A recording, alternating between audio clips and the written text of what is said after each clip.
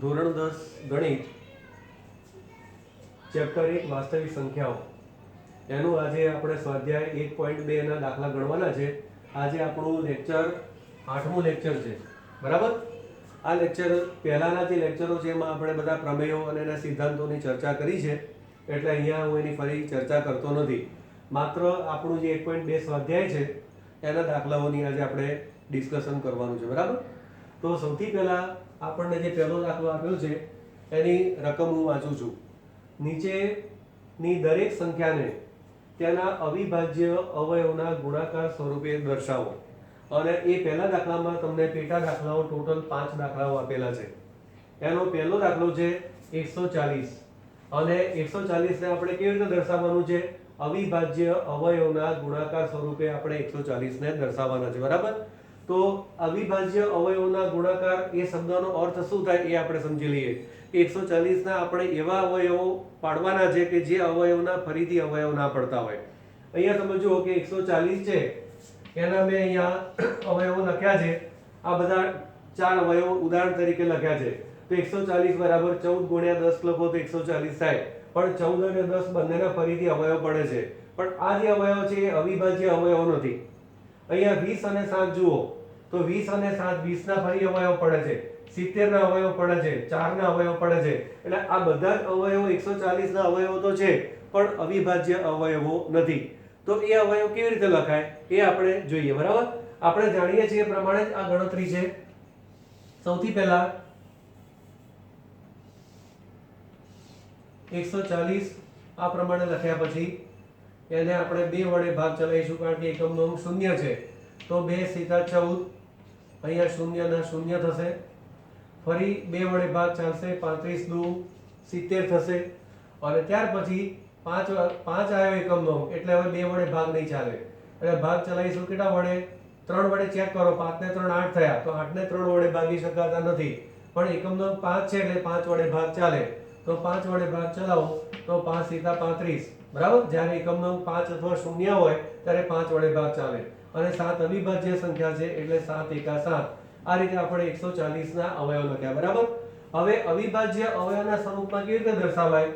તો આ રીતે લખો 140 બરાબર, એમાં 2 કેટલી વખત છે? 2 વખત, એટલે 2 નો વર્ગ. પછી કઈ સંખ્યા છે? 5. પછી કઈ સંખ્યા છે? 7, બરાબર. તો તમે જુઓ કે આ જે આધાર 2 છે એના અવયવ પડતા નથી, 5 ના અવયવ પડતા નથી અને 7 ના પણ ફરીથી અવયવ પડતા નથી. તો આપણે આ 140 નું કેવા પ્રકારનું અવયવીકરણ કર્યું? અવિભાજ્ય અવયવીકરણના સ્વરૂપે, ગુણાકાર સ્વરૂપે એના અવયવોને આપણે દર્શાવ્યા. હવે 140 ના જે અવયવ આપણે લખ્યા એ અવયવને તમે આ રીતે પણ લખી શકો. 140 બરાબર 7 ગુણ્યા 5 ગુણ્યા 2 નો વર્ગ. ગુણાકાર તમે કોઈ પણ ક્રમમાં કરી શકો છો, એનાથી એના અવયવમાં કોઈ ફેરફાર થતો નથી. કોઈ પણ ક્રમમાં તમે લખો તો પણ તમારો એ જવાબ છે સાચો છે, બરાબર.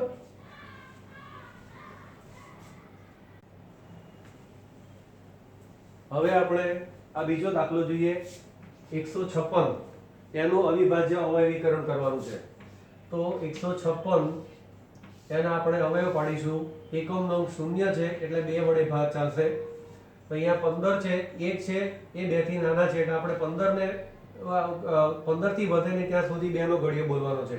તો 2 સીધા 14, 15 માંથી 14 ગયા એટલે 1 બાકી રહ્યા, 16 થયા. એટલે 2 8 16. હજુ બેકી સંખ્યા છે એટલે 2 વડે ભાગ ચાલશે. હવે 78 છે તો 2 વડે ભાગ ચલાવો ફરીથી, તો 2 તરી 6, 1 વધ્યો, 2 નવા 18. હવે 9 અને 3 12. હવે 2 વડે ભાગ નહીં ચાલે, કારણ કે આ જે સંખ્યા છે એ બેકી સંખ્યા નથી. તો 3 માટે નિયમ જુઓ, 9 ને 3 12, 12 ને 3 વડે ભાગી શકાય. એટલે હવે ભાગ ચલાવીશું 3 વડે. તો 3 એકા 3, 3 તરી 9. અને 13 જે છે એ અવિભાજ્ય સંખ્યા છે એટલે 13 એકા 13 આ પ્રમાણે એના અવયવ થશે, બરાબર. હવે 156 ને આપણે આ રીતે લખીએ. 156 બરાબર 2 કેટલી વખત છે? 2 વખત, એટલે 2 નો વર્ગ ગુણ્યા 3 એક વખત છે એટલે 3 અને ત્યાર પછી છે 13. તો આ જે રીતે આપણે દર્શાવ્યું છે એ 156 નું અવિભાજ્ય અવયવીકરણ એના ગુણાકાર સ્વરૂપે આપણે દર્શાવ્યું, બરાબર.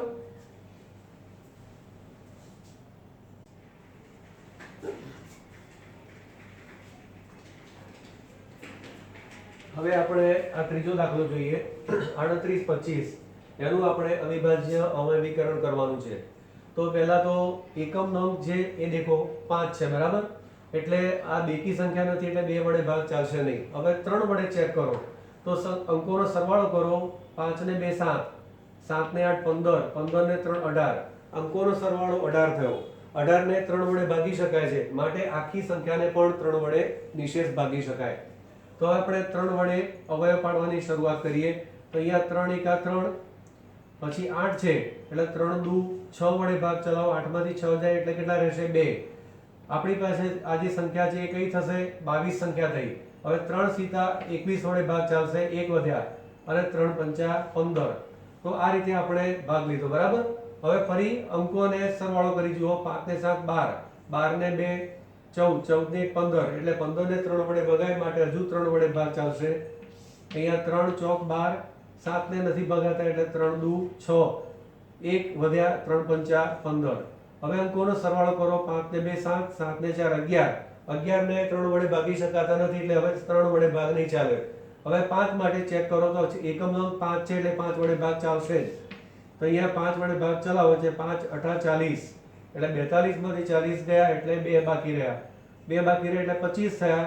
5 5 25, હજુ 5 વડે ભાગ ચલાવો તો 5 એકા 5, 8 માંથી 5 ગયા એટલે 3 બાકી રહ્યા. 35 થયા. 5 સીધા 35, અને 17 અવિભાજ્ય સંખ્યા છે એટલે 17 એકા 17. આ રીતે એના અવયવ થશે. હવે આને આ રીતે લખીએ. 38 25 બરાબર 3 કેટલી વખત છે? 2 વખત એટલે 3 નો વર્ગ, પછી 5 2 વખત છે એટલે 5 નો વર્ગ, અને 17 એક વખત છે એટલે 17. તો આ જે પ્રમાણે આપણે અવયવ લખ્યા, 3 અવિભાજ્ય છે, 5 અવિભાજ્ય છે અને 17 પણ અવિભાજ્ય છે, માટે 38 25 નું અવિભાજ્ય અવયવીકરણ ગુણાકાર સ્વરૂપે 3 નો વર્ગ ગુણ્યા 5 નો વર્ગ ગુણ્યા 17 આ પ્રમાણે થશે બરાબર.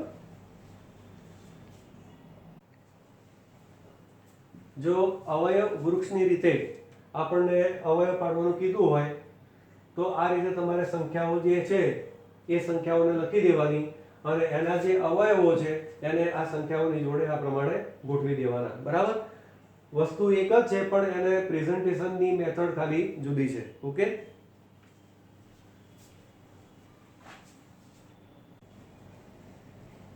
હવે ચોથો દાખલો જોઈએ. 5005. તો આપણને એકનો તો સ્પષ્ટ ખ્યાલ આવે છે કે 2 વડે ભાગ નહીં ચાલે. ક્રમ યાદ રાખવાનો.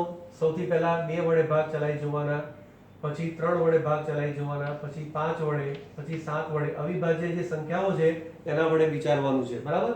તો સૌથી પહેલા આપણે 5 છે, 2 વડે ભાગ ચાલતો નથી તો 3 માટે ચેક કરો. 5 ને 5 10, એને અંકોનો સરવાળો 10 થયો એટલે 3 વડે પણ ભાગ નહીં ચાલે. તો હવે 5 માટે તો આપણને ખ્યાલ છે કે એકમ નંગ 5 હોય અથવા 0 હોય તો 5 વડે ભાગ ચાલશે. એટલે હવે આપણે 5 વડે ભાગ ચલાવીશું.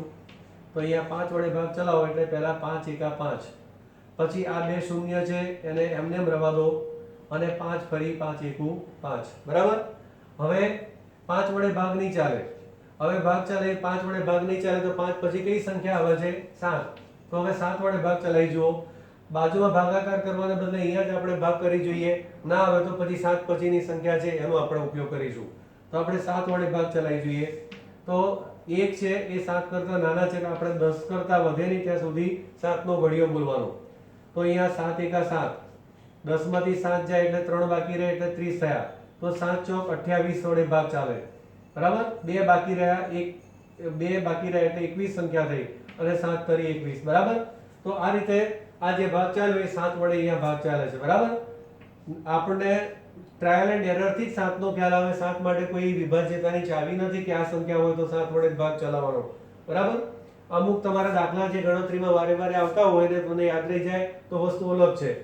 હવે તમે અહીંયા જુઓ, એક તમને મેથડ બતાવું છું. હવે 7 વડે ભાગ ચાલે છે કે નહીં તમારે ચેક તો કરવું જ પડે. એના માટે તમારે 143 છે એને ફરીથી બાજુમાં 7 વડે ભાગી જુઓ, અથવા તો અહીંયા જ ભાગાકાર કરી જુઓ. તો અહીંયા 7 દુ 14 બરાબર. અહીંયા જોઈને પણ ખ્યાલ આવી જાય કે ભાઈ 7 દુ 14 લીધા, પછી 3 છે અને 7 વડે ભગાતા નથી એટલે બટ નેચરલ હવે ભાગ ચાલશે નહીં 7 વડે. હવે 11 વડે 7 પછીની સંખ્યા કઈ આવે છે? અવિભાજ્ય સંખ્યા છે 11.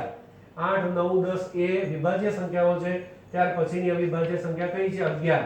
તો 11 માટેની એક મેથડ યાદ રાખો કે જો અંકોનો સરવાળો વચ્ચે હોય તો એ સંખ્યાને 11 વડે તમે ભાગી શકો છો.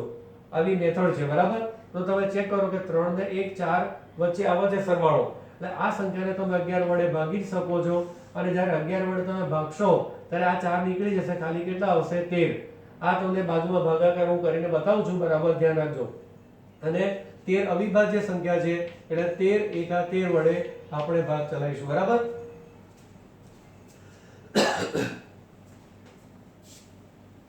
અહીંયા તમે ચેક કરો કે આ 143 છે, એને આપણે 11 વડે ભાગીએ તો 11 એકા 11, 4 માંથી 1 જાય એટલે 3, અહીંયા 0 આવશે, ઉપરથી ઉતાર્યા 3, 11 તરી 33, અહીંયા આવશે 0 0, બરાબર. બીજી કોઈ બી સંખ્યા લઈએ, દાખલા તરીકે 25 છે, તો 25 ને 11 જોડે તમે ગુણો તો એનો ગુણાકાર કેટલો થશે? 2 ને 5 વચ્ચે 7 આવશે, એટલે 2 7 5 એનો ગુણાકાર થાય. તો આને તમે 11 વડે ભાગો તો ભાગ ચાલશે તો કેટલો આવશે? 25 ના 25 પાછા આવશે, બરાબર. એક વસ્તુ યાદ રાખો, ધારો કે આવી સંખ્યા હોય 95 ગુણ્યા 11, તમારે આ ગુણાકાર કરવો હોય તો આના ગુણાકારમાં પહેલા તો 9 ને 5 તમે લખી દો, બરાબર. હવે 9 ને 5 નો સરવાળો 14 થાય છે, તો વચ્ચે 14 નથી લખવાના, વચ્ચે તમારે 4 લખવાના અને બધી એક 9 માં ઉમેરી દો એટલે કેટલા થશે? 10. આ વસ્તુ યાદ રાખવાની. એટલે આ એક તમને સાદી મેથડ બતાવી છે, તમારે ભાગાકાર કરીને પણ તમે દાખલો કરી શકો છો, બરાબર. હવે 5005 નું અવિભાજ્ય અવયવીકરણ કેવી રીતે થાય તે જોઈએ. તો 5005 બરાબર 5 ગુણ્યા 7 ગુણ્યા 11 ગુણ્યા 13, 5 ગુણ્યા 7 ગુણ્યા 11 ગુણ્યા 13. આની અંદર કોઈ સંખ્યાઓ રિપીટ થતી નથી. 5 7 11 અને 13 આ 5005 નું અવિભાજ્ય અવયવીકરણ થયું, બરાબર.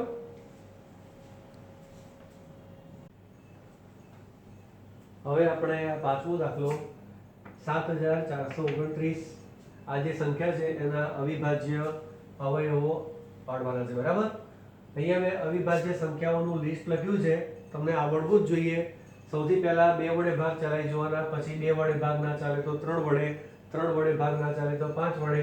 આ જે તમને લિસ્ટ છે ખબર હોવી જોઈએ, લગભગ 50 સુધીની સંખ્યાનું તો તમને આવડવું જ જોઈએ, બરાબર. તો અહીંયા તમે જુઓ કે 9 એકી સંખ્યા છે એટલે આને 2 વડે ભાગી ના શકાય, માટે 2 વડે ભાગ નહીં ચાલે, બરાબર. હવે 3 માટે ચેક કરો તો 9 ને 2 11 ને 4 15 ને 7 22, 22 ને 3 વડે ભાગી ના શકાય, માટે 3 વડે ભાગ નહીં ચાલે. ત્યાર પછીની સંખ્યા જુઓ 5, તો 5 માટે એકમનો 0 કે 5 હોવો જરૂરી છે, પણ અહીંયા 0 કે 5 નથી, માટે 5 વડે ભાગ નહીં ચાલે, બરાબર. હવે 7 માટે 7 વડે ભાગ ચાલશે કે નહીં, આપણે અહીંયા 7 લખીને ચેક કરી દઈએ. 7 એકા 7, 4 ને 7 વડે ના ભગાય એટલે અહીંયા આવશે 0, પછી સંખ્યા થઈ 42, એટલે 7 6 42 અને અહીંયા વધે છે 9, પણ 9 ને 7 વડે ભાગી શકાતા નથી, માટે 7 વડે પણ ભાગ ચાલશે નહીં, બરાબર. એટલે અહીંયા 7 સુધીની સંખ્યાઓનું તો આપણે ચેક કરવાનું, પ્રોબ્લેમ સોલ્વ થઈ ગયો. હવે આપણે 11 વડે ભાગ ચલાવી જોઈએ. સંખ્યા લખીએ બરાબર બાજુ પર. 7429 એને આપણે ભાગીએ છીએ 11 વડે, તો આપણે 11 નો ઘડિયો 74 થી વધે નહીં ત્યાં સુધી, તો 11 સીધા 77 વધી જાય છે, એટલે 11 6 66 વડે આપણે ભાગ ચલાવીશું. 7 ની ઉપર આવશે 6, 4 ની ઉપર આવશે 14, 14 માંથી 6 જાય તો 8, અહીંયા આવશે 0, ઉપરથી ઉતાર્યા 2, બરાબર. હવે ફરીથી 11 સીધા 77 વડે ભાગ ચાલશે. અહીંયા 2 8 છે, એની ઉપર આવશે 7, 2 ની ઉપર આવશે 12, 12 માંથી 7 જાય તો 5, 7 માંથી 7 જાય તો 0, ઉપરથી ઉતાર્યા 9. હવે 11 ના ઘડિયામાં 59 આવતા નથી, માટે 11 વડે ભાગ ચાલશે નહીં, બરાબર. હવે આપણે 13 વડે ભાગ ચાલશે કે નહીં તે ચેક કરીએ. તો ફરીથી 7 4 2 9, આપણે થોડીક જગ્યા રાખીએ ઉપર એટલે ભાગ જે બધી છે લખતા આપણને ફાવે. અહીં લખીએ 13 વડે, તો 13 પંચા 65 વડે ભાગ ચાલશે. આગળ 13 6 78 વધી જાય છે. અહીંયા 7 ની ઉપર 6, 4 ની ઉપર આવશે 14, અહીંયા આવશે 0, 14 માંથી 5 જાય તો 9, ઉપરથી ઉતાર્યા 2. હવે 13 સીધા 91 વડે ભાગ ચાલશે, 92 થી વધે નહીં ત્યાં સુધી, અને 2 માંથી 1 જાય તો 1, 9 માંથી 9 જાય તો 0, અને ઉપરથી ઉતાર્યા 9, બરાબર. હવે 13 ના ઘડિયામાં 19 ના આવે, માટે 13 વડે પણ ભાગ શક્ય નથી. હવે એક વસ્તુ યાદ રાખવાની કે જ્યારે હવે તમે આગળ અવયવ પાડશો ત્યારે 13 સુધીની સંખ્યા વડે તમારે કંઈ ચેક કરવાનું રહેતું નથી. આ સંખ્યા વડે હવે ક્યાંય પણ અવયવમાં ભાગ ચાલવાનો નથી, એટલે એના પછીની સંખ્યાઓ તમારે ચેક કરવાની. બરાબર? તો હવે આપણે 17 વડે ભાગ ચાલે છે કે નહીં એ ચેક કરીએ. તો 7 4 2 9 ભાગ્યા 17. બરાબર? તો અહીંયા 17 ચોક 68. બરાબર? 17 પંચા 85 વધી જાય છે કે આપણે 4 વડે ભાગ ચલાવો. તો 7 ની ઉપર આવશે 6, 4 ની ઉપર આવશે 14, 14 માંથી 8 જાય તો 6 અને 6 માંથી 6 જાય તો 0. ઉપરથી ઉતાર્યા 2. બરાબર? હવે 17 નો ઘડિયો 65 થી વધે નહીં, તો 17 તરી 51 વડે ભાગ ચાલશે. તો 2 માંથી 1 જાય તો 1, 6 માંથી 5 જાય તો 1, ઉપરથી ઉતાર્યા 9. હવે 17 નો ઘડિયો 119 થી વધે નહીં, તો 17 સીધા 119 આવે છે, એટલે શેષ કેટલી મળે છે? 0. એટલે ભાગ કેટલા વડે ચાલશે? હવે 17 વડે ભાગ ચાલશે. બરાબર? ટ્રાયલ એન્ડ એરર થી તમારે દાખલો સોલ્વ કરવો પડશે. 17 વડે ભાગ ચલાવો. 4 3 7 આ સંખ્યા વડે આપણે અવયવ પાડે. બરાબર? 17 વડે. હવે ફરીથી 17 વડે ચાલે છે કે નહીં એ તમારે ચેક કરવું પડે. જો ના 17 વડે ભગાય તો જ તમારે બીજી સંખ્યા વિશે વિચારવાનું. તો 437 ફરી 17 વડે ભાગી જુઓ આ સંખ્યાને, તો કઈ સંખ્યા મળે છે ચેક કરો. તો 17 તરી 51 વધી જાય. 17 દુ 34, 4 ની ઉપર 3, 3 ની ઉપર 13, 13 માંથી 4 જાય એટલે બાકી રહેશે 9, ઉપરથી ઉતાર્યા 7. બરાબર? હવે 17 ના ઘડિયાની અંદર 97 આવતા નથી, એટલે 17 વડે હવે ભાગ ચાલશે નહીં. તો 17 પછી કઈ સંખ્યા આવે? 19. તો હવે 19 વડે આપણે ચેક કરીએ ભાગ. તો 437 ભાગ્યા 19. બરાબર? તમારે પ્રયત્ન કરીને ભાગાકાર કરીને જ આ દાખલો ગણવો પડે, એના કોઈ રૂલ્સ નથી. હવે 19 એકા 19, 19 દુ 38. બરાબર? 43 થી વધે નહીં ત્યાં સુધી. 4 ની ઉપર 3, 3 ની ઉપર 13, 13 માંથી 8 જાય તો કેટલા રહેશે? 5. અહીંયા 3 માંથી 3 જાય તો 0 અને અહીંયા આવશે 7. હવે 19 તરી 57. બરાબર? 7 માંથી 7 જાય તો 0, 5 માંથી 5 જાય તો 0, એટલે ભાગફળ કેટલું આવ્યું? 23. ભાગ કેટલા વડે ચાલ્યો? 19 વડે. અને અહીંયા ભાગફળ આવશે 23. હવે તમે જુઓ કે 23 એ અવિભાજ્ય સંખ્યા છે, એટલે હવે છેલ્લે ભાગ ચાલશે 23 એકા 23. તો આ રીતે આપણે બધી સંખ્યાઓ ક્રમમાં જોવી પડે અને આ રીતે તમારે અવયવ લખવા પડે. બરાબર? તો હવે એનું અવિભાજ્ય અવયવીકરણ શું થયું એ જોઈએ. તો અહીંયા 74 29 બરાબર 17 ગુણ્યા 19 ગુણ્યા 23. આ પ્રમાણે તેનું અવિભાજ્ય અવયવીકરણ થયું અને ગુણાકાર સ્વરૂપે આપણે દર્શાવ્યા. 17 અવિભાજ્ય સંખ્યા છે, 19 અવિભાજ્ય સંખ્યા છે અને 23 પણ અવિભાજ્ય સંખ્યા છે. બરાબર?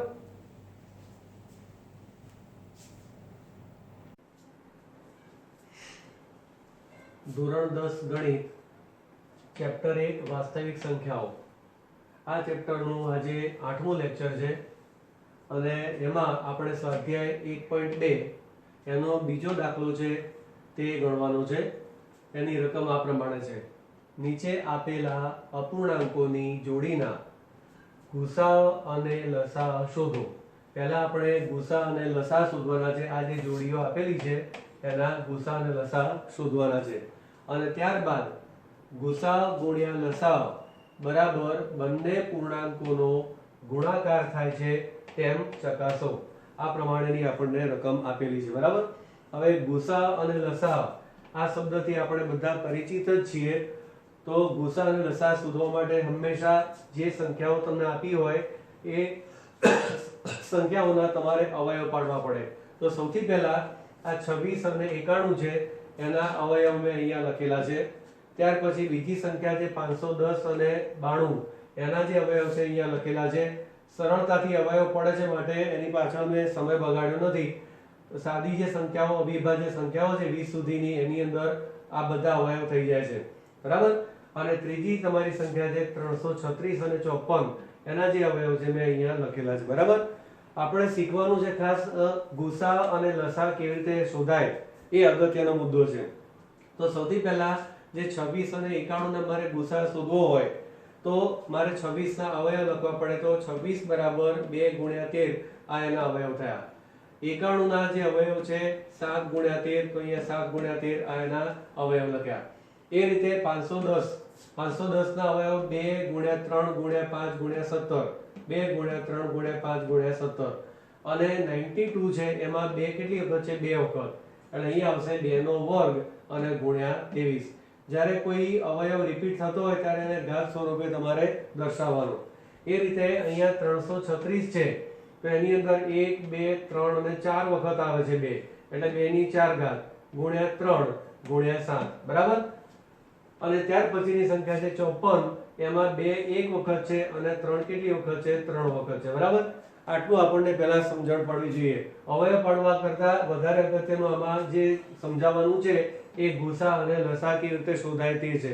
અને ત્યાર પછી આ સૂત્ર છે એનો ઉપયોગ કેવી રીતે થાય એ જોવાનું છે હવે આપણે 26 અને 91 નો ગુસા કેવી રીતે શોધાય તે જોઈએ તો આ રીતે લખવાનું ગુસા 26 91 બરાબર 13 કેવી રીતે આ સમજાવું છું તો બંનેમાં જે સામાન્ય અવયવ હોય તે લખવાનો તો બંનેમાં સામાન્ય હોય તેવો અવયવ કયો છે 13 છે અને એની નાનામાં નાની ઘાત લખવાની તો નાની ઘાત એક જ છે માટે ગુસા 26 અને 91 બરાબર કેટલા થશે 13 થશે હવે આપણે લસા લખવાનો છે એક બાબત ખાસ ધ્યાન રાખજો કે ગુસા 26 91 જ્યારે લખો ત્યારે અહીંયા વચ્ચે બરાબરની નિશાની ન લખતા એ રોંગ મેથડ છે એ રીતે ન લખાય એટલે જે પદ્ધતિ છે એ તમારે યાદ રાખવાનું હવે ત્યાર પછી લસા 26 91 તો લસાની અંદર તમામ પ્રકારના અવયવ લખવાના પણ અવયવ રિપીટ ના થાય તે રીતે તો 2 ગુણ્યા 13 ગુણ્યા 7 ફરીથી 13 આવે છે પણ આગળ 13 આપણે લખી દીધા છે એટલે ફરી લખવાના નથી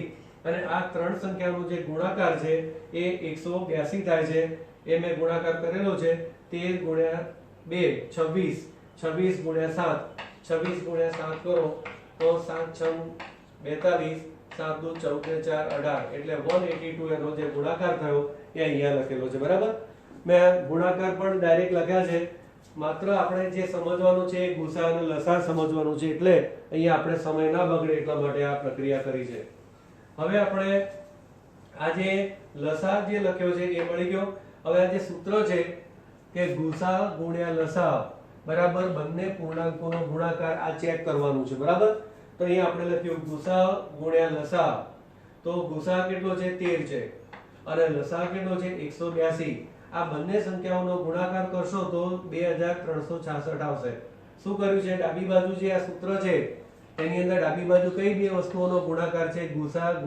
ગુણ્યા લસા તો અહીંયા મેં પહેલા ગુસા ગુણ્યા લસા લખ્યું છે અને જે કિંમતો શોધી એનો ગુણાકાર લખ્યો છે હવે ત્યાર પછી આપણે જે બંને પૂર્ણાંકોનો ગુણાકાર કીધું છે બંને પૂર્ણાંકોનો ગુણાકાર એટલે તમારી જે મૂળ સંખ્યાઓ હતી એનો ગુણાકાર તો 26 અને 91 આ બંનેનો જે ગુણાકાર છે એ આપણે લખવાનો તો એ પણ આવશે 2366 હવે આપણે 510 અને 92 આ બે સંખ્યાનો ગુસા અને લસા શોધીએ તો એના જે અવયવ આપણે લખ્યા છે એની પરથી ગુસામાં બંનેમાં સામાન્ય અવયવ ખાલી 2 છે અને 2 ની નાની ઘાત 1 છે માટે ગુસા કેટલું થશે 2 થશે ત્યાર પછી આપણે લસા જોઈએ તો લસાની અંદર આ જે અવયવો છે આપણી પાસે એ બધા જ અવયવોમાંથી આપણે રિપીટ ના થાય તે રીતે અવયવ લખવાના છે એટલે 2 3 5 17 પછી આ 2 અને 23 છે બરાબર તો અહીં આપણે જે રિપીટ ના થાય રીતે લખીએ તો પહેલો અવયવ 2 પછી 3 પછી 5 પછી 17 પછી 2 આવી ગયો છે એટલે 2 લખવાનો નહીં પછી કયો આવશે 23 હવે આ બધા અવયવમાં જે મોટા મોટી ઘાત હોય લખવાની તો 2 ની મોટા મોટી ઘાત કેટલી છે 2 એ સિવાયના બધા અવયવની ઘાત એક જ છે એટલે લખવાની નથી હવે 2 ની 2 ઘાત એટલે કેટલા થશે 4 એટલે 4 ગુણ્યા 3 ગુણ્યા 5 ગુણ્યા 17 ગુણ્યા 23 આ બધી સંખ્યાઓનો જે ગુણાકાર છે એ 23460 થાય છે માટે આ જે સંખ્યાઓ છે એનો ગુસા 2 થશે અને 23460 એ આ સંખ્યાઓનો શું થશે લસા હવે આ જે સૂત્ર છે એનો ઉપયોગ કેવી રીતે કરવાનો મેં આ દાખલામાં તમને બતાવ્યું છે તમારે આ જે ગુસા અને લસા જે શોધ્યો આ 2 અને આ જે સંખ્યા છે તે એ ગુસા અને લસાનો ગુણાકાર કરવાનો અને જે જવાબ આવે એ લખવાનો અને ત્યાર પછી આ 510 અને 92 એ બંનેનો ગુણાકાર કરી અને બંનેના જવાબ સરખા આવે છે કે નહીં આ જે રીતે લખ્યું છે એ રીતે તમારે હોમવર્કમાં જાતે ચેક કરવાનું છે. આ બે દાખલામાં આ સૂત્રની ચકાસણી તમારે જાતે કરવાની છે. બરાબર? બહુ સહેલું છે, ખાલી ગુણાકાર જ છે. ગુસા અને લસાઅનો ગુણાકાર, આ જે આપણે સંખ્યાઓ લખી, આ જે ગુસા છે તે અને લસા છે તે, એટલે બેનો અને આ જે સંખ્યા છે એનો ગુણાકાર, ગુસા અને લસાનો ગુણાકાર, અને 510 અને 92 આ બંનેનો જે ગુણાકાર છે એ પૂર્ણાંકોનો ગુણાકાર થશે અને આ બંને સમાન જ આવશે તમે ચેક કરશો તો. હવે ત્યાર પછી આ સંખ્યા જોઈએ 336 અને 54. આ બે સંખ્યાઓના અવયવ અહીંયા લખેલા છે અને એનો આપણે ગુસા શોધવાનો છે. તો બંનેમાં સામાન્ય અવયવ 2 પણ છે અને 3 પણ છે અને નાનામાં નાની ઘાત 2 ની નાની ઘાત 1 છે અને 3 ની નાની ઘાત પણ 1 છે, એટલે 2 તરી 6 એ શું થશે? આ બે સંખ્યાઓનો ગુસા થશે. અને લસામાં અવયવ રિપીટ નહીં થાય એ રીતે આપણે અવયવ લખવાનો. તો 2 × 3 × 7. હવે 2 અને 3 ફરી આગળ આવી ગયા છે એટલે અવયવ માત્ર 2 × 3 × 7. હવે મોટામાં મોટી ઘાત લખવાની. તો 2 ની મોટામાં મોટી ઘાત કેટલી છે? 4. લસામાં હંમેશા મોટી ઘાત આવે. અને 3 ની મોટી ઘાત કેટલી છે? 3.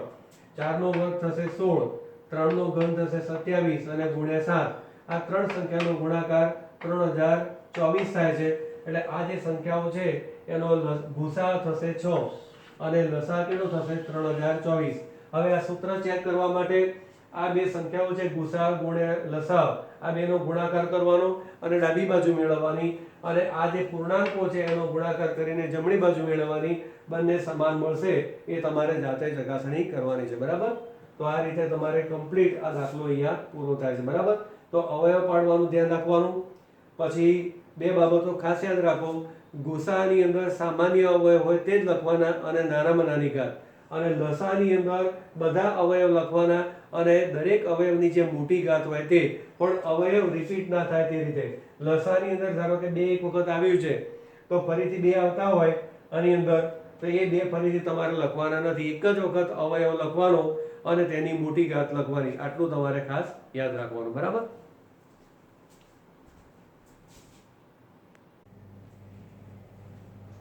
હવે સ્વાધ્યાય 1.2 માં આપણે દાખલા નંબર 3 જોઈએ. આ દાખલાની રકમ છે નીચે આપેલા પૂર્ણાંકોના અવિભાજ્ય અવયવીકરણની રીતે ગુસા અને લસા શોધો. અગાઉ આપણે ગુસા અને લસા કેવી રીતે શોધાય એની ચર્ચા કરેલી છે. આમાં માત્ર ફેર એટલો છે કે અગાઉ બે સંખ્યાઓના ગુસા અને લસા હતા, અહીંયા 3 સંખ્યાઓના ગુસા અને લસા આપણે શોધવાના છે. બરાબર? તો સૌથી પહેલા આપણે આ જે સંખ્યાઓ 12, 15 અને 21 આપી છે તો એના આપણે સૌથી પહેલા અવયવ પાડીએ. તો 12 ના અવયવની શરૂઆત કરીશું 2 થી. 2 × 12, 2 તરી 6, 3 એકા 3. એ રીતે 15 ના અવયવ આપણે પાડીએ. 3 પંચા 15, 5 એકા 5. 21 ના અવયવ 3 સીતા 21 અને 7 એકા 7. બરાબર? તો આ રીતે સૌથી પહેલા જેમનો ગુસા અને લસા શોધવાનો છે તે સંખ્યાના સૌથી પહેલા આપણે અવયવ પાડવાના. બરાબર? હવે આ જે સંખ્યાઓ છે એને આપણે આ રીતે લખવાની અવિભાજ્ય અવયવીકરણની રીતે. તો 12 બરાબર 2 કેટલી વખત છે? 2 વખત, એટલે 2 નો વર્ગ ગુણ્યા 3. એ રીતે ત્યાર પછીની સંખ્યા લખો. 15 બરાબર 3 ગુણ્યા 5, 3 ગુણ્યા 5. અને 21 ના અવિભાજ્ય અવયવીકરણમાં 3 ગુણ્યા 7. બરાબર? હવે આપણે આનો ગુસા અને લસા લખવાનો છે.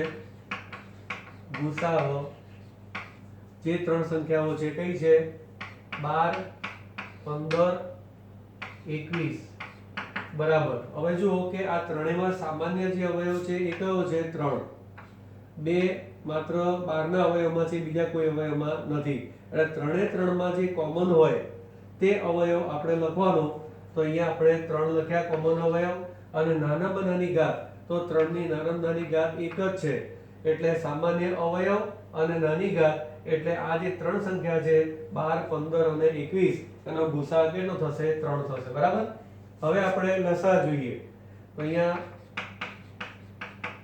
લસા 12, 15, 21. બરાબર?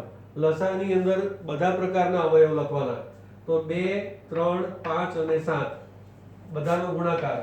2 ગુણ્યા 3 ગુણ્યા 5 ગુણ્યા 7 કોઈ અવયવ રિપીટ ના થવો જોઈએ અને મોટામાં મોટી ઘાત લખવાની તો 2 ની મોટામાં મોટી ઘાત કેટલી છે 2 છે બરાબર બીજા તો બધા જે અવયવ છે એની એક જ ઘાત છે એટલે હવે આપણે માત્રાનું સાદું કેવી રીતે કરીશું ગુણાકાર કરી દઈશું 2 નો વર્ગ કેટલો થશે 4 ગુણ્યા 3 ગુણ્યા 5 ગુણ્યા 7 હવે ગુણાકાર કરવા માટે આપણે આ પહેલા 5 ચોક 20 કરી દઈએ સરળ રીત માટે અને 7 કરી 21 અને 21 દુ 42 અને અહીંયા 0 બરાબર તો આ રીતે આપણે સરળતાથી એનો ગુણાકાર મૌખિક રીતે કરી શકીએ બરાબર ઓકે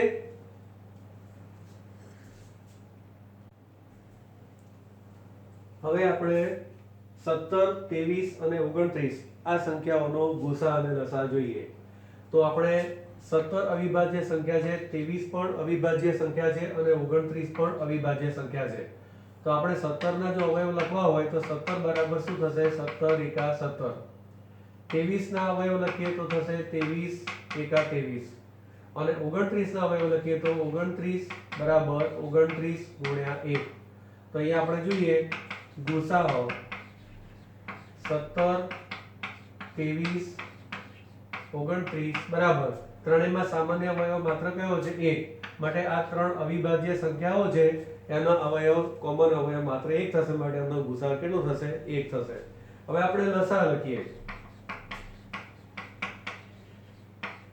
17 23 29 તો આ જે અવિભાજ્ય સંખ્યાઓ છે એના બધા અવયવનો ગુણાકાર લખવાનો તો 17 ગુણ્યા 23 ગુણ્યા 29 અને 1 લખવો હોય તો લખી શકાય બરાબર ગુણાકારમાં 1 ના લખો તો પણ ચાલે હવે આપણે આનો ગુણાકાર કરી દઈએ બધી સંખ્યાઓનો તો ગુણાકાર કેવી રીતે થાય છે તે જોઈએ તો સૌથી પહેલા આપણે 23 ગુણ્યા 17 કરીએ બરાબર આ ગુણાકાર મલ્ટીપ્લિકેશન એકમનું શૂન્ય 1 ગુણ્યા 3 કેટલા થશે 3 1 ગુણ્યા 2 થશે 2 પછી 7 તરી 21 7 દુ 14 ને 2 16 અહીં આવશે 1 7 3 9 2 ને 1 3 હવે આ 391 છે એને ફરી આપણે 29 વડે ગુણીએ તો અહીં એકમનું શૂન્ય 2 એકા 2 2 નવા 18 2 તરી 6 ને 1 7 હવે 9 વડે ગુણીએ 9 એકા 9 9 9 81 9 તરી 27 27 ને 8 35 9 2 ને 1 3 8 ને 5 13 અધ્યાય 1 7 ને 1 8 8 ને 3 11 તો આ 11339 એ શું થશે આ બધાનો લસા થશે 11339 આ તમારા દાખલાની અંદર જવાબ થશે ગુસા 1 થશે અને લસા 11339 થશે બરાબર હવે આ ત્રીજો દાખલો જોઈએ એમાં 8 9 અને 25 આ ત્રણ સંખ્યાઓનો ગુસા અને લસા આપણે શોધવાનો છે તો અહીંયા મેં 8 9 અને 25 ના અવયવ લખ્યા છે એમાં 8 ના અવયવમાં 2 કેટલી વખત આવે છે 3 વખત એટલે 2 ની 3 ઘાત 9 ના અવયવમાં 3 2 વખત છે એટલે 9 બરાબર 3 ની 2 ઘાત અને 25 ના અવયવમાં 5 2 વખત છે એટલે 5 ની 2 ઘાત હવે જ્યારે ગુસા લખીએ સંખ્યાઓનો ત્યારે ત્રણેયમાં જે સામાન્ય હોય તે અવયવ લખવાના હોય પણ અહીંયા 3 માં કોઈ સામાન્ય અવયવ નથી 8 ના અવયવમાં 2 છે 9 ના અવયવમાં 3 છે અને 25 ના અવયવમાં 5 છે એટલે કોઈ સામાન્ય અવયવ નથી માટે ગુસા કેટલો થશે 1 હવે આપણે લસા જોઈએ તો લસાની અંદર જે સંખ્યાઓ છે એના આપણે રિપીટ ના થાય તે રીતે અવયવ લખવાના તો 2 3 અને 5 પહેલા લખી દઈએ 2 3 અને 5 અને મોટામાં મોટી ઘાત તો 2 ની મોટામાં મોટી ઘાત 2 એક જ વખત છે અને એની ઘાત કેટલી છે 3 એ રીતે 3 એક જ વખત છે અને તેની મોટી ઘાત કેટલી છે 2 એટલે જે ઘાત છે એ જ મોટી ઘાત થશે અને 5 ની 2 ઘાત આ રીતે અવયવ થયા હવે 2 ની 3 ઘાત એટલે 8 3 ની 2 ઘાત એટલે 9 અને 5 ની 2 ઘાત એટલે 25 બરાબર હવે આનો ગુણાકાર કરી દઈએ તો 25 ગુણ્યા 8 કેટલા થાય 200 અને ગુણ્યા 9 અને 9 દુ 18 એટલે 1800 આ જે છે એ એનો શું થશે લસા થશે એક બાબત આપણે ખાસ નોંધીએ કે જ્યારે ગુસાની કિંમત 1 હોય જ્યારે ગુસા 1 હોય ત્યારે લસા કેટલો થાય તો જે સંખ્યાઓ છે એ સંખ્યાઓના ગુણાકાર જેટલો જ લસાઅ થાય. 8, 9 અને 25 આ જે ત્રણ સંખ્યાઓ છે જે કોમન અવયવ નથી, માટે એનો લસાઅ કેટલો થશે? 1800 થશે. બરાબર. તો આટલી વસ્તુ યાદ રાખવાની. જ્યારે ગુસા 1 હોય ત્યારે લસાઅ કેટલો? તો એ ત્રણ સંખ્યાઓ જેટલી પણ આપેલી હોય એ બધી સંખ્યાઓના ગુણાકાર જેટલો એનો શું થશે? લસાઅ થશે. બરાબર.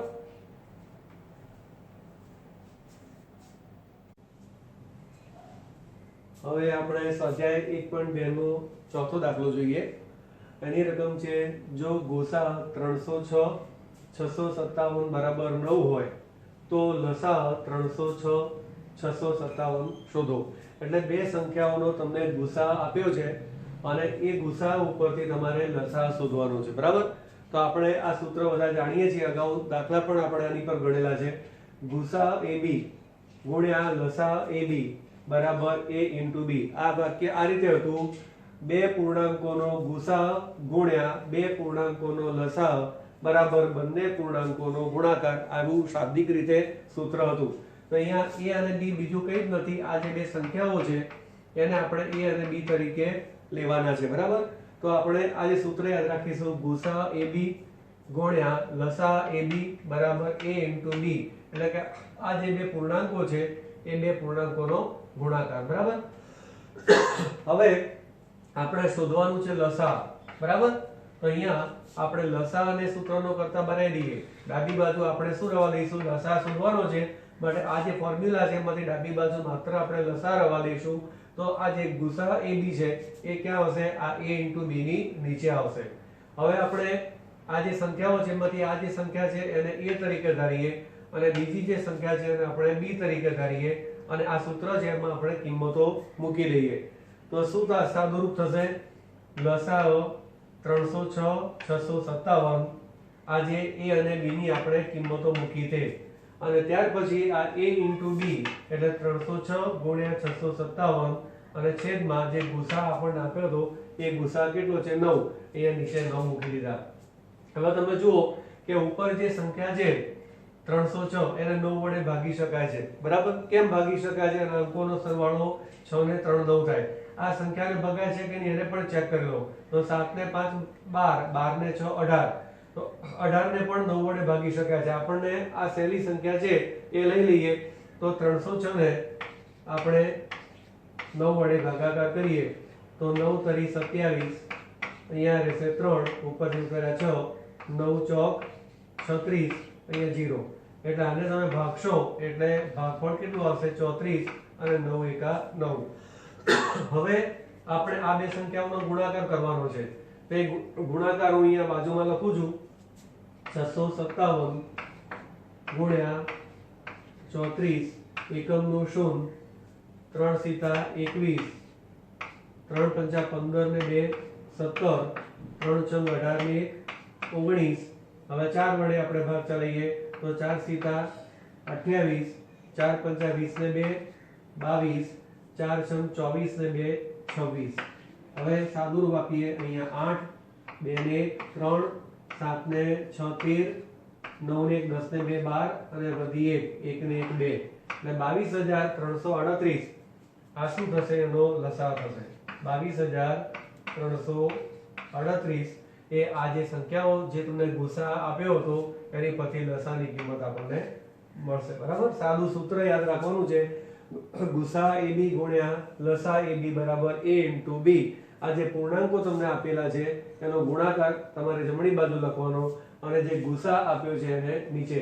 હવે દાખલા તરીકે તમને લસાઅ આપ્યો હોય અને ગુસા શોધવાનો કીધો હોય તો તમારે ડાબી બાજુ ગુસા રવા દેવાનો, નીચે લસાઅ લખવાનો. AB તો રહેશે જ, નીચે લસાઅ લખવાનું અને લસાઅની જે કિંમત આપી હોય, જેમ અહીંયા ગુસા 9 આપ્યો છે એ તે જે લસાઅની કિંમત આપી હોય એ લખી દેવાની અને તમારે દાખલો આ રીતે ગણવાનો. બરાબર. એક જ સૂત્ર. હવે આપણે સ્વાધ્યાય 1.2 નો પાંચમો દાખલો જોઈએ. એની રકમ છે, કોઈક પ્રાકૃતિક સંખ્યા n માટે. પ્રાકૃતિક સંખ્યા એટલે 1 2 3 એમ અનંત સુધીની સંખ્યાઓ. એના માટે જનરલ સંજ્ઞા વાપરી છે n. પ્રાકૃતિક સંખ્યા n માટે 6 ની n ઘાતનો અંતિમ અંક, 6 ની n ઘાતનો અંતિમ અંક એનો અર્થ શું થાય? n ની તમે કિંમત 1 લઈ શકો છો, n ની કિંમત 2 લઈ શકો છો, એમ કોઈ પણ તમે n ની કિંમત પ્રાકૃતિક સંખ્યા લઈ શકો છો. અને ત્યાર પછી એનું જે સાદુરૂપ આવે એ સાદુરૂપનો અંતિમ અંક ખ્યાલ આવ્યો. દાખલા તરીકે તમે 6 ની 2 ઘાત લખો છો અહીંયા, તો 6 નો વર્ગ કેટલો થયો? 36. એનો અંતિમ અંક શૂન્ય થાય કે નહીં તે ચકાસો. તમારે કોઈ પણ કિંમત અહીંયા n ની પ્રાકૃતિક કિંમત મૂકવાથી અંતિમ અંક શૂન્ય મળશે કે નહીં એ ચેક કરવાનું છે, બરાબર? તો એના માટે આપણે કેટલાક ઉદાહરણો જોઈએ આ દાખલો સાબિત કરવા માટે. દાખલો બહુ જ સહેલો છે, પણ આપણને કન્સેપ્ટ જો ખ્યાલ આવશે તો દાખલો ઝડપથી અને સારી રીતે સમજાશે, બરાબર? તો આ દાખલો સમજાવવા માટે પહેલા ખાલી એટલું યાદ રાખી લો કે પ્રાકૃતિક સંખ્યા એટલે 1 2 3 4 એમ અનંત સુધીની સંખ્યાઓ. અહીંયા મેં કેટલી સંખ્યાઓ લખી છે. દાખલા તરીકે પહેલી સંખ્યા લખી છે 35, બરાબર? એનો અંતિમ અંક એટલે એકમનો અંક કયો છે? 5 છે. તો એના જે અવયવ લખીએ એ 5 × 7 એટલે 35 ના અવયવમાં 5 છે, બરાબર? અને બીજો અવયવ કયો છે? 7 છે. 18 લખીએ તો 18 ના અવયવ આપણે 2 × 9 લખીએ. 9 એટલે 3 નો વર્ગ થાય, પણ અત્યારે આપણે 5 અને 2 અવયવ ઉપર ધ્યાન કોન્સન્ટ્રેટ કરવાનું છે. અહીંયા 2 × 9 થયા. 24 ના અવયવની અંદર 2 × 12 લખ્યા. તમે જુઓ કે આ જે પણ સંખ્યાઓ છે એમાં એકમનો અંક 0 નથી. અહીંયા 0 નથી, અહીંયા 0 નથી, અહીંયા 0 નથી. તો એના અવયવની અંદર 5 આવે છે અને 2 આવે છે, બરાબર? પરંતુ હવે આ સંખ્યા જુઓ કે 20.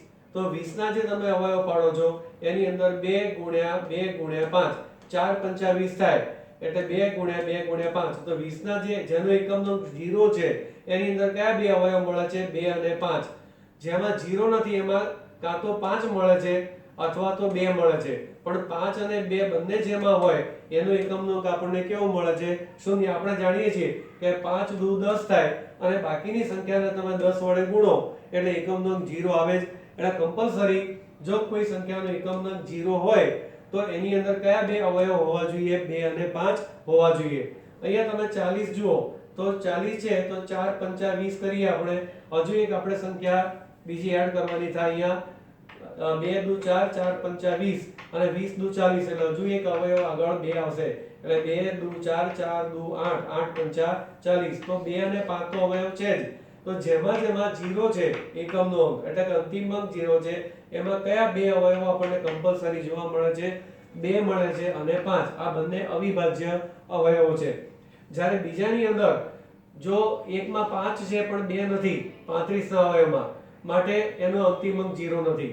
18 ની અંદર અવયવ 2 છે પણ 5 નથી, માટે અહીંયા 0 નથી. એ રીતે જે પણ આપણે કિંમતો જોઈએ તો જેમાં 2 અને 5 બંને અવયવ હોય તેમાં જ અંતિમ અંક કેવો મળે છે? શૂન્ય. તો અહીંયા આપણે જે સાબિત કરવાનું છે કે કોઈ પ્રાકૃતિક સંખ્યા n માટે 6 ની n ઘાતનો અંતિમ અંક શૂન્ય થાય કે નહીં.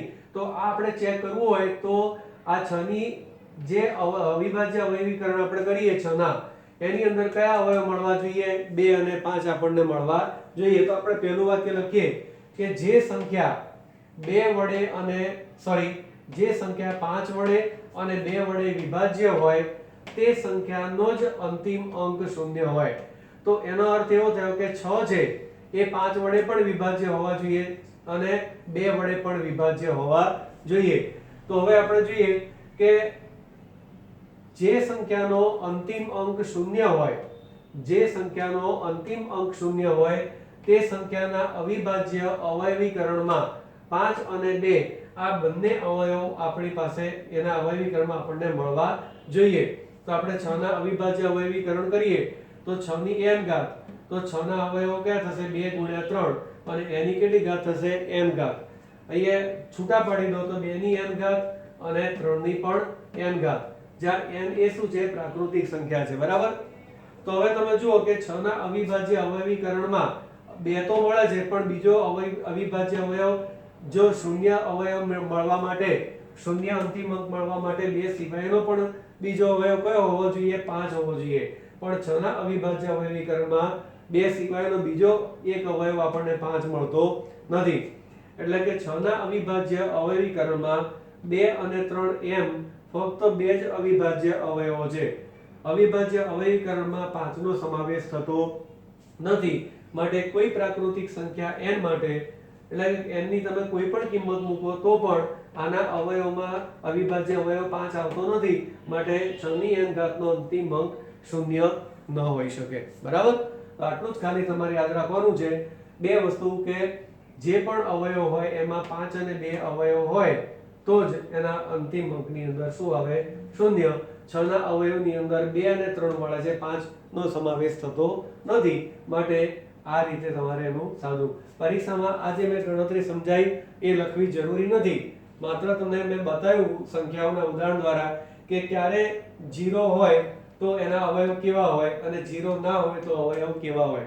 0 હોય તો 2 અને 5 એના અવયવમાં હોય જ, અને જો 0 ના હોય તો કાં તો 2 હોય અથવા તો 5 હોય, પણ 2 અને 5 બંને ના હોય. બરાબર? આ શબ્દ યાદ રાખજો ખાસ.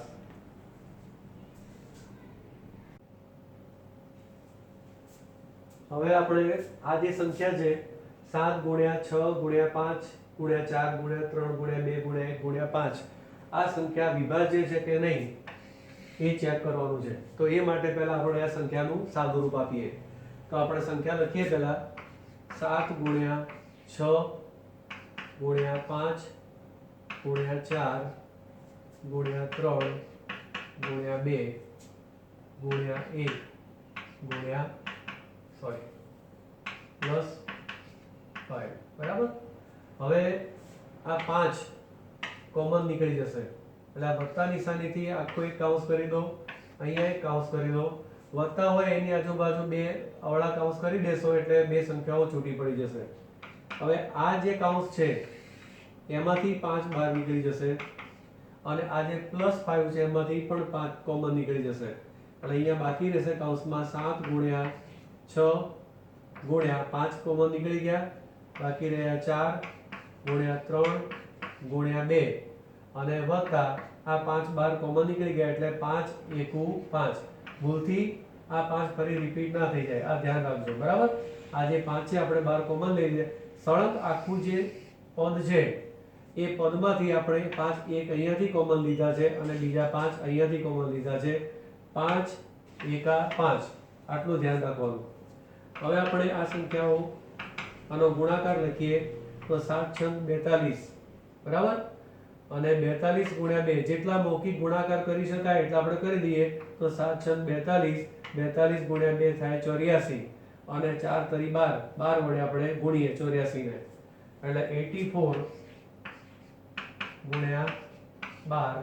આપણે આ જે ગુણાકાર છે 4 તરી 12 ની સાથે એટલે એકમનું શૂન્ય, 1 વડે 84 ને ગુણો એટલે 84 અને 2 ચોક 8, 2 અઠા 16, 8 6 ને 4 10 નું શૂન્ય, વધી 1 8 ને 1 9 ને 10. બરાબર? એટલે આપણને આ સંખ્યા મળી 1008 પ્લસ 1. બરાબર? હવે 5 આનો સરવાળો કરો 1009 મળશે. બરાબર? પણ 1009 એ અવિભાજ્ય સંખ્યા છે. બરાબર? આ અવિભાજ્ય સંખ્યા છે એમ ચેક કરવા માટે એની અગાઉની જેટલી પણ વિભાજ્યતાની ચાવીઓ છે એ તમારે લગાવીને ચેક કરવું પડે. આવતા લેક્ચરની અંદર આ અવિભાજ્ય છે કે વિભાજ્ય એ કેવી રીતે ચેક કરવું એની એક તમને હું કી બતાવીશ, પણ લાઈક અને શેર કરશો વિડીયોને તો તમને જોવા મળશે. બરાબર? 1009 અવિભાજ્ય છે એવું કંઈ ચોપડીમાં છાપીને આપેલું નથી. બરાબર? તમારે જાતે એને ઇન્વેસ્ટિગેટ કરવાનું છે કે આ વિભાજ્ય છે કે અવિભાજ્ય. અવયવ પાડવા બેસો તો ઘણા બધા અવયવો તમારે ટ્રાય કરવા પડશે, 2 વડે તો 5 વડે 7 વડે એમ કરતા કરતા છેક તમારે પહોંચવું પડશે. બરાબર? અત્યારે આપણે એનું ડિસ્કશન કરતા નથી. નેક્સ્ટ લેક્ચરની અંદર આ કેમ અવિભાજ્ય છે એની ચર્ચા કરીશ. અત્યારે ખાલી એટલું યાદ રાખો કે 1009 અવિભાજ્ય સંખ્યા છે અને 5 પણ અવિભાજ્ય સંખ્યા છે. એટલે આ જે સંખ્યા છે એના આપણને બે ભિન્ન અવિભાજ્ય અવયવો મળે છે, માટે આ જે સંખ્યા છે એ પણ વિભાજ્ય છે. અવિભાજ્ય અવયવ મળે છે એના એ સંખ્યા શું કહેવાય? વિભાજ્ય સંખ્યા છે. બરાબર? તો આ અહીંયા તમારો દાખલો એન્ડ થાય છે. તમારે દરેક આના સાદુરૂપ પછી પણ નીચે લખવાનું કે આ વિભાજ્ય સંખ્યા છે અને આ લખ્યા પછી પણ લખવાનું કે એના અવિભાજ્ય અવયવ મળે છે આ સંખ્યાના, માટે આખી આ જે સંખ્યા છે એ કેવી સંખ્યા છે? વિભાજ્ય સંખ્યા છે. બરાબર?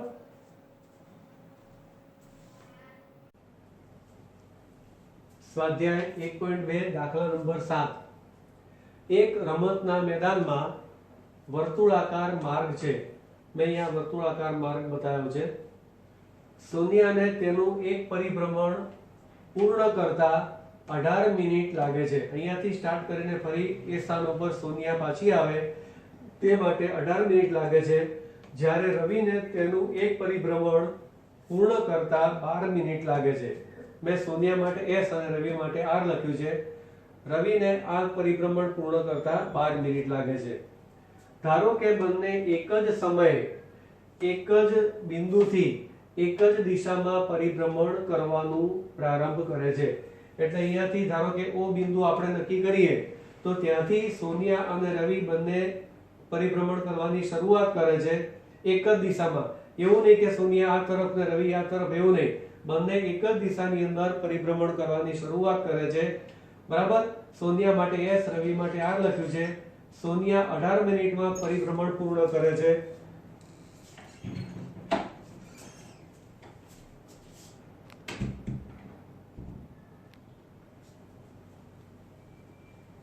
હવે અહીંયા પ્રશ્ન એ છે કે એક જ દિશામાં પરિભ્રમણ કરવાનું ચાલુ કરે છે તો કેટલી મિનિટ બાદ બંને ફરીથી પ્રારંભ બિંદુ પર ભેગા થાય, આવો આપણને પ્રશ્ન પૂછ્યો છે. એટલે કેટલા સમય પછી બંને આ O જ્યાંથી આપણે પરિભ્રમણ કરવાની શરૂઆત કરી એ સ્થાન ઉપર કેટલા સમય પછી પાછા મળશે.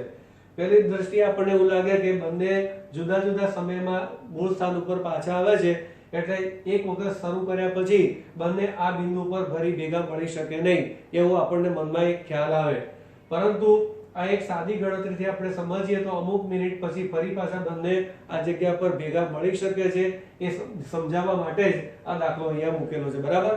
તો તમે જુઓ કે મેં અહીંયા 18 ના ગુણિત લખ્યા છે. 18 ના ગુણિત એટલે કે જેટલા સમયમાં સોનિયા આ પરિભ્રમણ પૂર્ણ કરે છે એના મેં ગુણિત લખ્યા છે. તો પહેલું પરિભ્રમણ જ્યારે પૂરું કરશે ત્યારે 18 મિનિટ થશે. ફરીથી એ સ્થાન ઉપર એ પાછી આવશે એટલે કે 36 મિનિટ થશે ત્યારે ફરીથી એ પોતાના સ્થાન ઉપર સોનિયા પાછી આવશે. પછી 18 તરી 54 મિનિટ પછી ફરીથી સોનિયા પોતાના મૂળ સ્થાન ઉપર પાછી આવશે. એટલે કે 18 ના જે ગુણિત છે એ ગુણિત પ્રમાણે આપણે જોઈએ તો દર 18 મિનિટે એડ કરતા જાઓ, પ્લસ કરતા જાઓ એટલી મિનિટ, એટલી દર એટલી મિનિટે એ પોતાના સ્થાન ઉપર પાછી આવશે. બરાબર. આપણે નક્કી કરેલું સ્થાન છે આપણે O કહીએ છીએ. એ જ રીતે રવિ 18 મિનિટે પોતાના સ્થાન ઉપર પાછો આવે છે. એટલે પહેલી 18 મિનિટે એ O સ્થાન ઉપર પાછો આવશે. સોરી, 12 મિનિટે. બરાબર. 12 મિનિટે એ પોતાના સ્થાન ઉપર પાછો આવે છે. ત્યાર પછી 12 દુ 24, 24મી મિનિટે પોતાના સ્થાન ઉપર પાછો આવશે. ત્યાર પછી 36મી મિનિટે પોતાના સ્થાન ઉપર પાછો આવશે. તો તમે જુઓ કે બંનેમાં કોમન જે સામાન્ય જે મિનિટ કઈ છે 36, એટલે કે 36મી મિનિટે સોનિયા પણ આ સ્થાન ઉપર આવે છે અને રવિ પણ 36મી મિનિટે આ સ્થાન ઉપર આવે છે. બરાબર. એટલે અહીંયા આપણા પ્રશ્નનો જવાબ આપણને મળી ગયો કે બંને ફરીથી આપણને આ બંને જે છે સોનિયા અને રવિ એ બંને કેટલા સમય પછી પાછા મળશે તો કે 36મી મિનિટે O બિંદુ આગળ આ બંને પાછા મળશે. પરંતુ પરીક્ષામાં દાખલો કેવી રીતે ગણવાનો છે આવું ગણતરી બતાવવાની નથી. માત્ર તમારે શું કરવાનું છે, 18 અને 12 આ બંનેનો તમારે લસા શોધવાનો છે. તો કેવી રીતે શોધાય તે જોઈએ. 18 ના આપણે અવયવ પાડી દઈએ. 2 9 18, 3 તરી 9, 3 એકા 3. અને એ રીતે 12 ના અવયવ પાડી દઈએ આપણે. 2 6 12, 2 તરી 6, સોરી હા 2 તરી 6 અને 3 એકા 3. બરાબર. હવે આપણે 18 ના અવયવ લખીએ. 18 બરાબર 2 ગુણ્યા 3 ગુણ્યા 3 એટલે 3 નો વર્ગ અને 12 બરાબર 2 ગુણ્યા 2 એટલે 2 નો વર્ગ ગુણ્યા 3. બરાબર. હવે લસાઅ 18 12 કેટલા પ્રકારના અવયવ છે? બે પ્રકારના. એટલે 2 ગુણ્યા 3. 2 ની મોટામાં મોટી ઘાત કેટલી? 2 અને 3 ની મોટામાં મોટી ઘાત પણ 2. 2 નો વર્ગ 4, 3 નો વર્ગ 9. હવે 9 ચોક 36. એટલે આ 36 એ શું થયો? લઘુત્તમ સામાન્ય અવયવી. બરાબર. આ જે 36 છે એ બંનેનો કોમન જે લિસ્ટ ફેક્ટર છે સામાન્ય અવયવી. બરાબર. તો આ 36મી મિનિટે બંને ફરીથી પોતાના જ્યાંથી એમણે ગણવાની શરૂઆત કરી એ સ્થાન ઉપર પાછા મળશે બરાબર માત્ર તમારે આટલું લસા પરીક્ષામાં ગણતરી કરીને બતાવવાનો છે એટલે તમારો દાખલો પૂરો થાય આટલી જ ગણતરી તમારે બતાવવાની છે આ લસા શોધીને કે 36મી મિનિટે બંને ફરી આટલી કાચી આકૃતિ દોરી શકાય અને આટલી ગણતરી તમારે બતાવવાની બરાબર અહીંયા મિનિટ લખવાનું નહીં ભૂલવાનું 36 પછી એવું ના લખાય 36 પછી મળશે એવું નહીં 36 મિનિટ પછી બંને ફરીથી મૂળ સ્થાન ઉપર પાછા મળશે